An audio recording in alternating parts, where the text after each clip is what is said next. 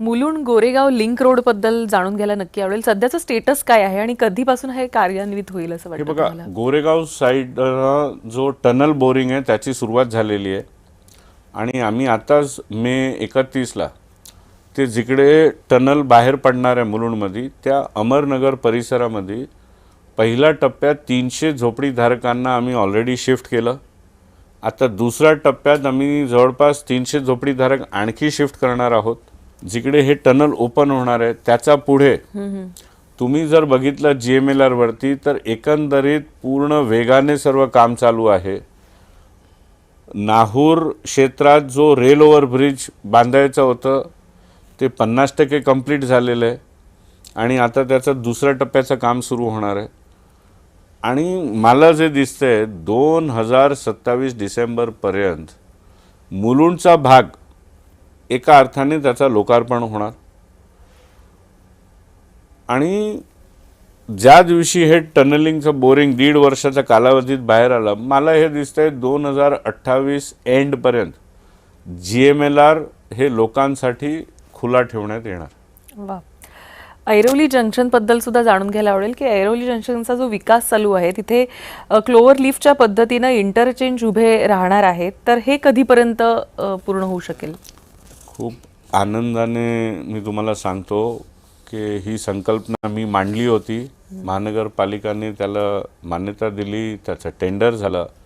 याच्यात फक्त clover leaf नव्हता, ग्राउंड लेवलवरती चौघे दिशामध्ये फ्री लेफ्ट टर्न हे पहिल्या टप्प्यात करायचं, कारण क्लोवर लीफ करायला 2 ते 2.5 वर्ष जाणार. आणि म्हणून मी मागणी केली होती की साधारणपणे ऐरोली जंक्शनला तुम्हाला मुलुंडमधनं जर मुंबई किंवा ऐरोली किंवा ठाण्याला जायचं असेल तर जंक्शन क्रॉस करायला साधारणपणे 20 ते 25 मिनिट लागतात आणि एवढं ट्रॅफिकची कोंडी आहे. आणि तिकडे 4 free left turn in all 4 direction जर आपण केलं, जागा आहे, तर आजची जी 20-25 मिनिटाचा वेटिंग टाइम आहे ते तुमचा 8 मिनिटावरती येणार. आणि आनंद या गोष्टीचा आहे की 4 पैकी 2 फ्री लेफ्ट टर्न चा काम पाऊस संपला की चालू होणार आहे. आणि जो टार्गेट दिसतोय डिसेंबर एंड पर्यंत 2 फ्री लेफ्ट टर्न, म्हणजे तुम्ही मुंबईवरनं जर मुलुंडमध्ये आतमध्ये शिरतायत तर तो फ्री लेफ्ट टर्न, आणि मुलुंडवरनं तुम्हाला ठाण्याला जायचं असेल तर तो फ्री लेफ्ट टर्न, हे डिसेंबर एंड पर्यंत 99% याचा लोकार्पण होऊन जाईल. म्हणजे एक मोठा रिलीफ पुढच्या वर्षाच्या आधीच मिळणार आहे. मुलुंडकरांना ट्रॅफिकचा या जंक्शनवरती भेटणार आहे.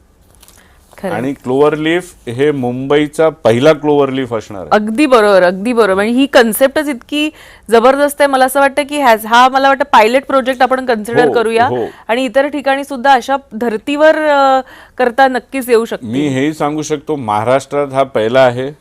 देशाचं मला माहित नाही, पण असेल तरी देशात क्लोवर लीफ 1 किंवा 2च असेल. महाराष्ट्रामध्ये तर नक्कीच हे पहिलं आहे आणि तो आपल्या मुलुंडमध्ये.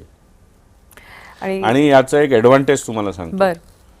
एकदा तुम्ही GMLR वरती आले की थेट कर्नाक बंदर पर्यंत तुम्ही सिग्नल फ्री जाणार. वाह. किती वेळ वाचेल ह्याच्यामध्ये? साधारण जवळपास 50 मिनिटं. वाह वाह वाह. कारण आज आपण काय करतो, आपल्याला मुंबईला जायचं असेल तर आपण ऐरोली जंक्शन वरती अडकतो, खरं, मग चेंबूर पर्यंत जातो, मग चेंबूरवरनं फ्रीवे घेतो आणि कर्नाक बंदर पर्यंत जातो. बरोबर. तर आता GMLR सोबत आम्ही पूर्व द्रुतगती मार्गवरती एलिव्हेटेड कॉरिडॉर पण बनवतोय, जे थेट ठाण्यापासून चेंबूर फ्रीवेला कनेक्ट करणार आहे. जे एकदा हे सर्व ऑपरेशनल झालं की तुम्ही मुलुंडवरनं जसं GMLR टच केलं तर थ्रूआउट कर्नाक बंदरपर्यंत तुम्ही सिग्नल फ्री जाणार. जे एका अर्थाने अतिशयोक्ती नाही आहे हे, पण तुम्ही 25 ते 28 मिनिटात कर्नाक बंदर पोहोचणार. वाह. मला असं वाटतं की ब्रेक फ्री, हो, signal free, brake free, horn free, आणि कर्नाक बंदरवरून मरीन ड्राईव्हचा जो टनल आहे तोही तिथपर्यंत ऑपरेशनल झाला असेल. म्हणजे तुम्हाला जर मंत्रालय जायचं असेल आणि तुम्ही GMLR मुलुंडमध्ये चढले तर तुम्ही नरिमन पॉइंट मंत्रालय हे साधारणपणे 40 मिनिटात पोहोचणार. वाह.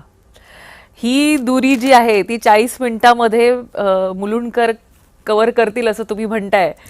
पण मुलुंडकरांची जे स्वप्न आहे की मुलुंडला सुद्धा मंत्रिपद मिळालं पाहिजे, तर ही जी दूरी आहे ही कधी संपेल असं तुम्हाला वाटतंय? हे बघा, तुम्ही सांगितलं मी 93 पासून कामाची खरंय, सुरुवात केली. खरंय, खरंय. त्याच्या आधी मी स्वयंसेवक होतो. 33 वर्ष या पक्षात झाले.